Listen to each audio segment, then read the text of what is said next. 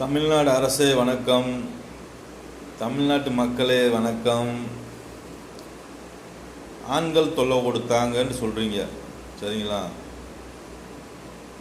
அதிமுகவில் முன்னாள் முதலமைச்சர் ஓ பன்னீர்செல்வம் ஆம்பளை தானே சார்? பின்னாடி முதலமைச்சர் எடப்பாடி பழனிசாமி ஆம்பளை தானே? அமமுக கட்சி தலைவர் டிடிவி தினகரன் ஆம்பளை தானே? செல்லூர் ராஜு ஆம்பளை தானே? உதயகுமார் ஆம்பளை தானே? ஐயப்பன் ஆம்பளை தானே? மகேந்திரன் அமமுக கட்சியில் இருந்தார் முன்னாடி, இப்போ அதிமுக கட்சி போயிருக்காரு, அவர் ஆம்பளை தானே? இவங்க ஊரை யார்கிட்ட வேலை செஞ்சாங்க சொல்லுங்கள் மக்களே, சொல்லுங்கள் சார். யார்கிட்ட சம்பளம் வாங்கினாங்க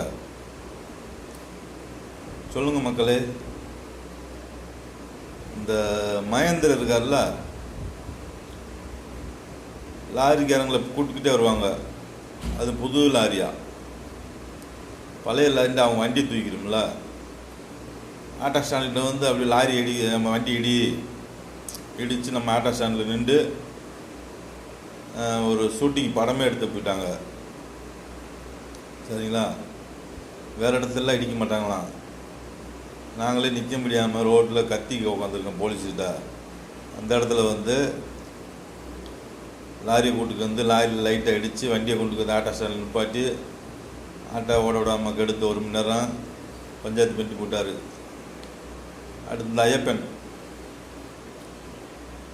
ரோட்டில் போக விட மாட்டார், வண்டி ரோட்டு மேலே நிறுத்திக்கிடுவார்.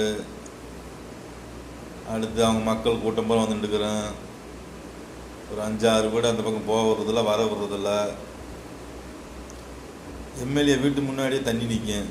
நீ அடுத்த வீட்டு தண்ணியை பற்றி அவருக்கு என்ன தெரியும் சொல்லுங்கள்?